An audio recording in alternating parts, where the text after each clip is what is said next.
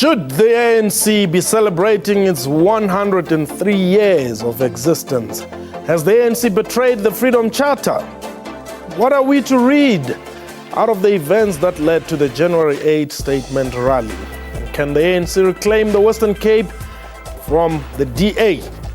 This is Question Time.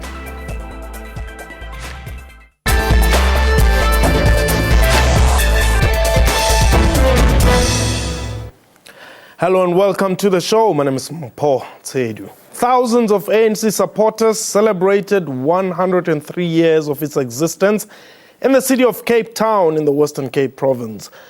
President Jacob Zuma delivered the ANC's January 8 statement to a packed Cape Town stadium addressing issues of land redistribution and the transformation of the judiciary. Declaring 2015 the year of the Freedom Charter, he listed energy, land, local governance, and combating corruption as top priorities for the year ahead. He further called on members to rededicate themselves to the core values of the ANC, which include discipline, selflessness, and that corrupt and ill-disciplined members should be removed. Joining me from our Pretoria studios today is Professor Lisiba Tefu, who is also from the University of South Africa. Prof, welcome to the show and a happy new year to you for this 2015 year, that is. Perhaps let's look firstly at the events that led to the rally itself. What did you read out of that? The ANC really came out frustrated, so to say. Well, good afternoon. Best wishes for 2015. Happy birthday to the African National Congress and many others who have celebrated on that day. There were some ructions prior to the event itself. And it was a bit disappointing for me on both sides that the ANC and the DA, rather than to allow each other space to do what each party wants to do, I thought they were unfairly trying to play each other, rather than to allow the rules of the game to prescribe and dictate how the show should be run. But nonetheless, it's in the nature of politics. We can only watch as they do this, and the outcome thereof is what is of interest to me and to you, since it's going to impact on the way forward. What had you expected them to do? I mean, you're saying you were disappointed effectively by both parties. Look, there are bylaws that should be upheld by any other person. But at the same time, one might have had a sense that it is because it is the ANC, the DA, perhaps for some reason, decided to play hardball.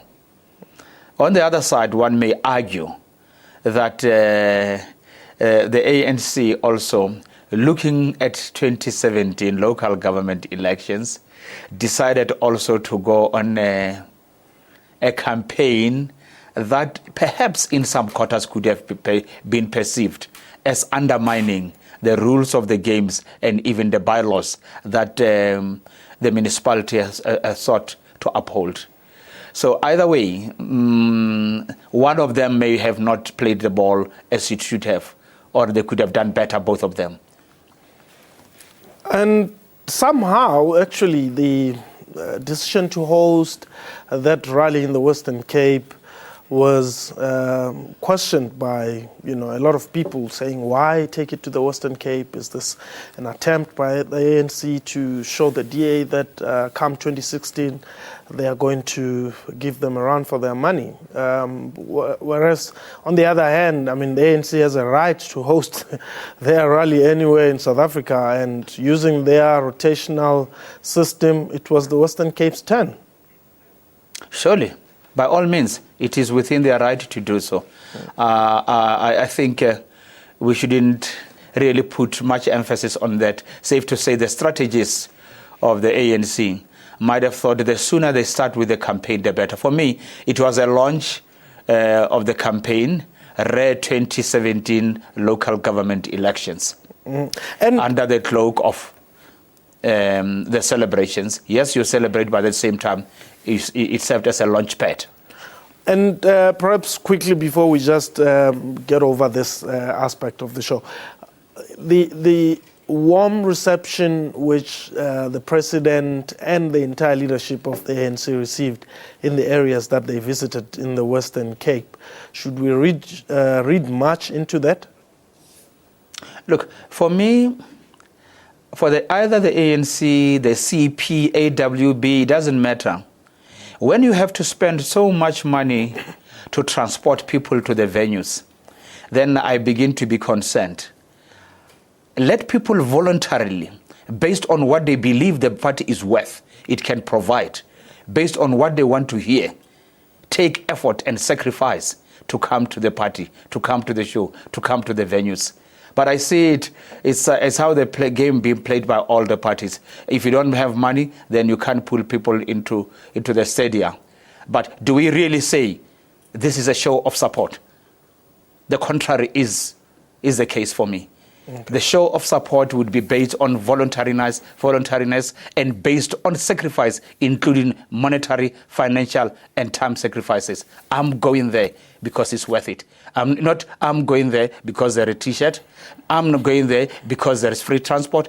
I'm going there because there will be free food. And it's not about the ANC. I see it with respect to a number of parties, especially who are financially strong. Okay.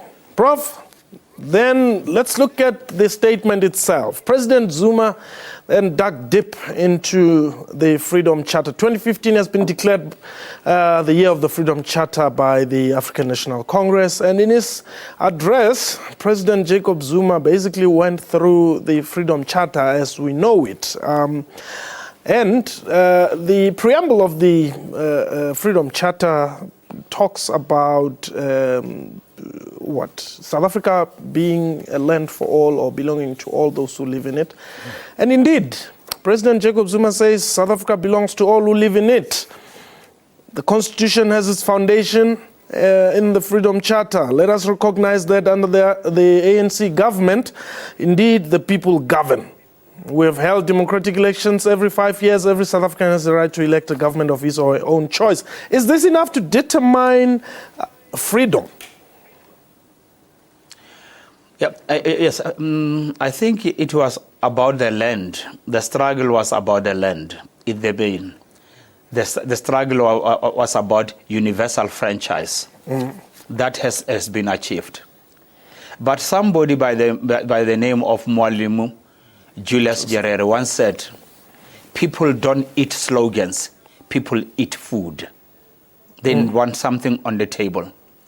20 years down the line, there are more hungry mouths, especially from the African family, that feel like freedom has not yielded anything for them.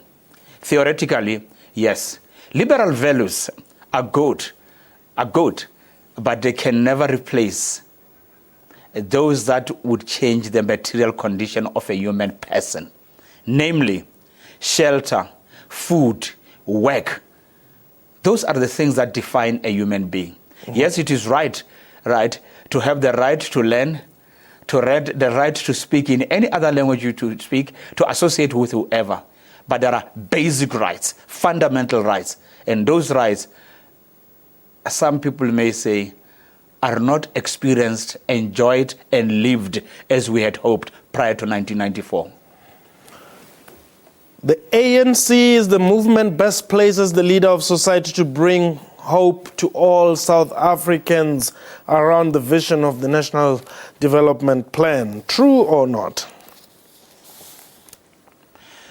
There is a document in Britain called the Magna Carta. Yeah. There is a document in South Africa called the Freedom Charter. Today there is a document called the National Development Plan. All those things are worthless if they are not lived, if they don't bear expression, and that expression changes the material condition of the living human persons. You and I can talk and recite them as we please, but it's all about the lives of the people, the aspirations they have, the visions they have, the beings they want to be, the identities they want to fashion, the South Africa they want to create, the future they want to bequeath to their children. Have those documents, but they are worthless if the people cannot associate with and the people cannot see them being reflected in what is embodied in them. Okay. Or Prof, enshrined. hold that thought there. When we return, we'll just take the president's speech, I guess, bit by bit until we finish it. For now, we're going to take a quick break. Please don't go away.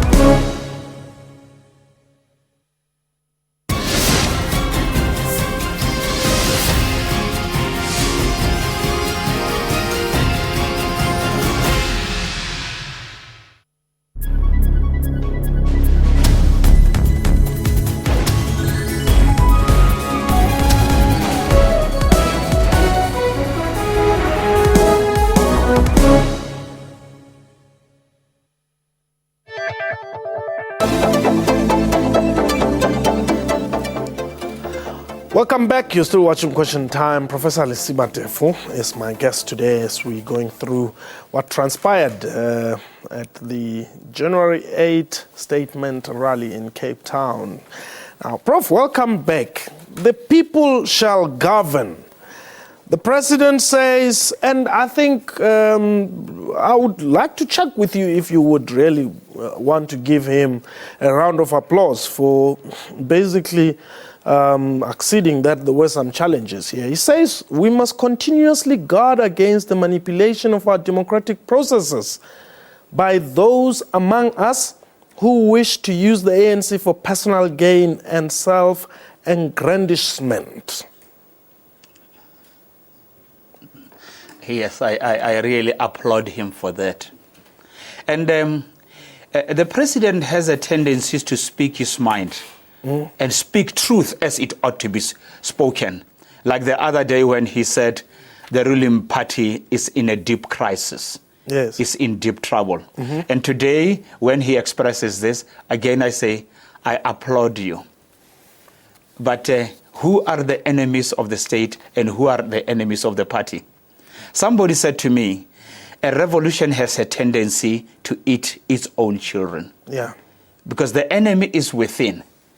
Somebody spoke about sins of incumbency. What the president is saying is what ought not to have happened, given that we are the last to be liberated. We knew and we know why other liberation movements failed. And we should have learned lessons from that. Because it's all about corruption. It's all about alienation. It's all about social distance. It's all about self-enrichment at the expense of the state.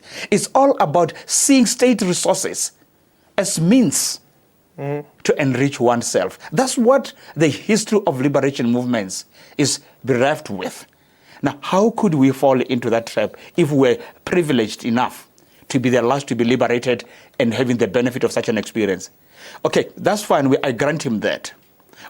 Now that we are aware, what are we doing? At least to stem that tide. Okay. Unfortunately, there isn't much that is commendable in that regard. Well, he says here, and I quote, it is the ANC cadre who must be involved in the ongoing challenges that our people face in our neighborhoods, community safety forums, school governing bodies, and all organs of civil society. Is this not another admission that the ANC cadre has a role to play in ensuring that South Africa is a better place to live in? Is it well said, well put? Is this what is being said, was said about 10, 15 years ago by some people who were vilified, demonized, renounced, and denounced when they said the wrong signs are showing and you must stop that before the cancer, right, engulfs the whole body. But instead of at least heeding the advices, no, not much was done. The question of cadre deployment. Nobody denies that a ruling party will deploy certain individual to carry out the policies. That's not about that. That's cheap talk for me. The real talk is about men and women of substance and integrity who have read their books, who understand what public administration about, who say it's about the public and not about the self. Deploy your own, but based on merit. Meritocracy should be the defining trait when it comes to appointment. Unfortunately, it's too late. Unfortunately, people have begun to vote with their feet, walking away from the party, simply because the people deployed cannot do the job. Even the consultants appointed to help them equally tend to succumb to corruption and perpetuate same instead of helping where it is needed. Prof, what did you make of the following statement? And I quote, "South Africa needs a strong, vibrant ANC Youth League to ensure that the progressive future of our country is guaranteed. We need the political clarity of Anton Lembede, the militancy of a Peter Mokaba, the courage of Solomon Mahlangu and Ashley Creel, and the pragmatism of a Walter Sisulu in the ANC Youth League." Well put, supported, agreed. How do you achieve that? Education, education, education. Get them back to class. Let the teacher teach. Let the learner learn. And let the SGB be allowed to do the job. And let the inspector be brought back to monitor, to evaluate, and to mentor those who are in leadership positions. Go back to the basics. If you get education right, I can assure you, there will be a rebirth, a regeneration, and a multiplication, right? And a replication indeed of the Mandelas, the Lembetas, and the Jawavus. It is possible, it is doable, but get education right. Why can't we get it right? Because there is a union we don't want to confront for the past 20 years. Hence, the situation is getting worse by the day. In as far as the Youth League is concerned, what did you make of this statement that indeed, the president of the ANC, contrary to what many believe, is saying there's a need for a vibrant ANC Youth League? Agreed. Look, in education lies the future of any country. Yes. So who is the future? The youth is the future. Let's invest in the youth. Give them quality education. Give them appropriate moral standards. Live by example. Moral rectitude should be the defining traits of the leaders so that it can brush off onto the young ones. Right? Okay. But it cannot be done by osmosis. We must do it ourselves. Okay. And pass it on to them.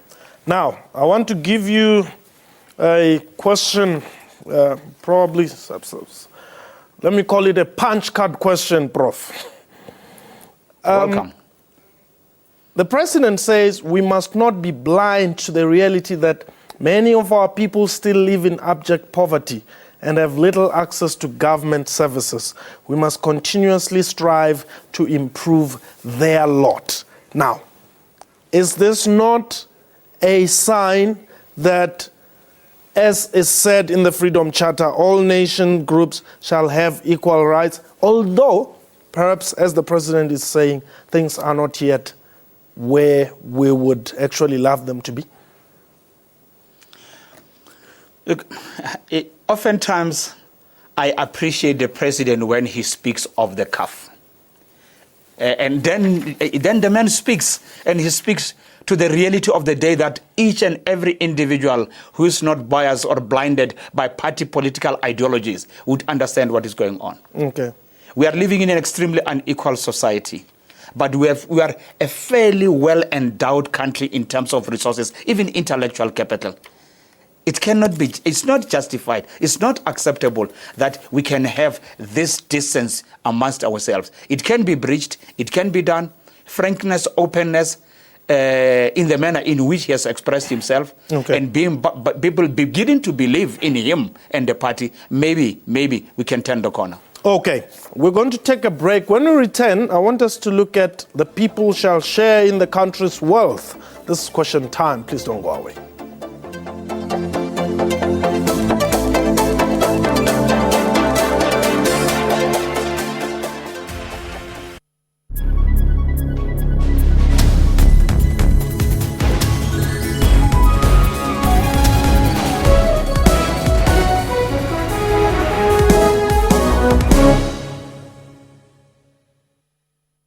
A grandmother in Hector Spruit in Mpumalanga has made an impassioned plea for her two grandchildren.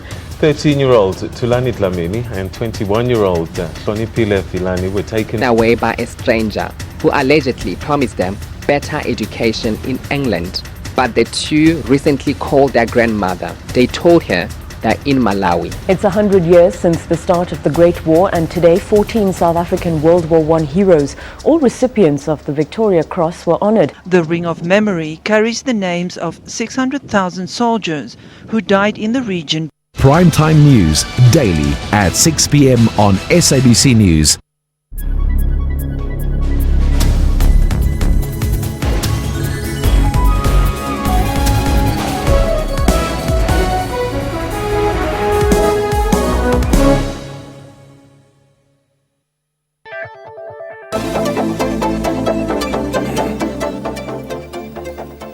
Welcome back. You're still watching Question Time. From our Pretoria studios is Professor Lisiba Tefo from the University of South Africa. Now, Prof, the people shall share in the country's wealth. And I guess it is true that more people have access to housing, better and more equal access to basic services. More households have been electrified. There have been enormous advances in healthcare and education, and economic opportunities have been opened to the people. The ANC, he says, has been at the forefront of creating the possibilities for a much bigger middle class we have today. We'll make sure that the middle class, particularly the black middle class, continues to grow. Why is this so important? Yeah, look, you know what? It is true that we have built more hospitals and clinics, but it cannot be denied that what is being provided there is worse than what it was 20 years ago.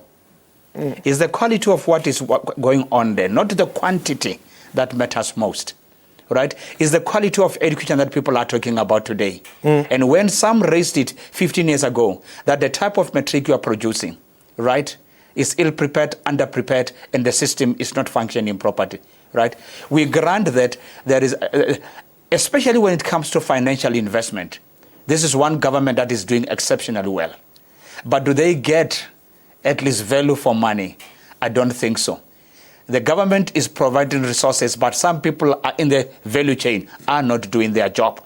I mean, the hospitals don't provide food. They don't provide linen. They don't have certain medicines that are basic, very elementary. If you go into the deep rural areas, that is not happening. Okay. And sometimes it's not the failure of government, it's failure by those who ought to avail the resources to the people who are deserving and most in need. Okay.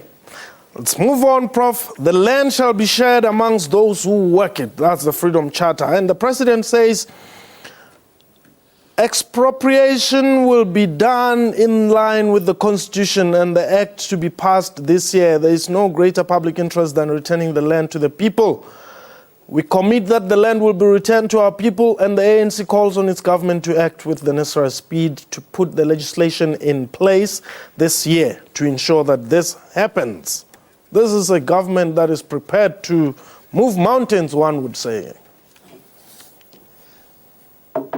How many times have you heard that statement, by the way? Well, this year, this is for the first time. Okay, and I remember that this is the fourth president of South Africa. Okay? And I've heard all those presidents saying that.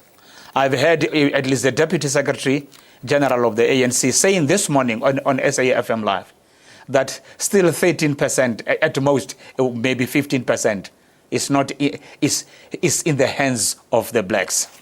The struggle was not about air-conditioned offices. The struggle was not about the tenders. The struggle was not about the middle class. Most importantly, the struggle was about the land.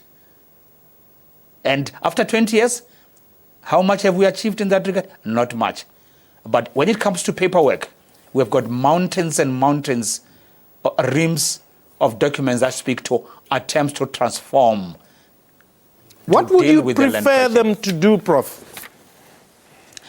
The Zimbabwean style is not for me. Okay. But, there was a commission chaired by Professor Shadrach Guto about 12 years ago. Yeah. And I don't think we also need new legislation. I mean, the Constitution does provide that there can be expropriation right, under certain circumstances. But I think what we need is political will to implement that. That's number one. Yes. The second point, why we are not succeeding, is because some of the main actors are already compromised. They've got vested interest in perpetuating the status quo. I'm sorry to say it, but it's a fact. And that's where now, baby, the likes of the PAC, the EFF, begin to appeal to some people when they say maybe unconventional methods should be also explored. Because the Constitution as is enough to say you can expropriate, justifiably so, legally so. Okay. All shall enjoy equal human rights. Economic opportunities, the president says, and resources remain largely locked in historical patterns. We will, therefore, continue to implement affirmative action and broad-based black economic empowerment in a manner that advances historically disadvantaged individuals. Do you support this? I wrote a paper prior to 1994 on affirmative action, and I was very critical of it. The reason why I was critical of it, affirmative action is a necessary intervening measure. It cannot be a permanent feature of any economic system or a transforming or a society in transition. It cannot be. Remember, it was started in America for the benefit of the blacks. Yes. But it was black Americans themselves who became the champion of its demise because they thought it was not serving their interests. I'm sure some of the problems why the ruling party experience today has more to do with affirmative action. Because at the end of the day, it created a clique, an elite at the expense of the majority. Okay. Meritocracy should be at the center and at the heart of everything. Society must be transformed. Indeed, government must intervene where necessary, own up certain state institutions to facilitate and to fast track. Okay. But we cannot have affirmative action forever. All right. Prof, let me thank you for the time, but perhaps before I let you go, the EFF has written a letter to the Speaker of Parliament, it is reported, to say the President comes to appear at a special convened session, or we'll meet him on the day of the State of the Nation address. Yeah, that's unfortunate because, look, that ought not to happen on such a fateful day. Oh. But equally, let's not lose sight why there is a call for that. Why are they calling for that? Because a certain job was left incomplete and it ought to be completed. But let them find a compromise. And I thought Ramaphosa was on course to find a solution when he brought the parties together, but he was wrapped over the knuckle. But I still say he's worth being given a second chance so that when we start on a clean slate. Professor Lisibatev, thank you very much for the time. That was question time for today. A big thank you to you for watching the show and to our guests as well. Please get in touch with us. Our email is questiontime@sabc.co.za. Our Twitter handle @questiontime24. You can also follow me on Twitter. Let's discuss the subject further @Mpho Tsedu. Have yourself a wonderful time. Goodbye.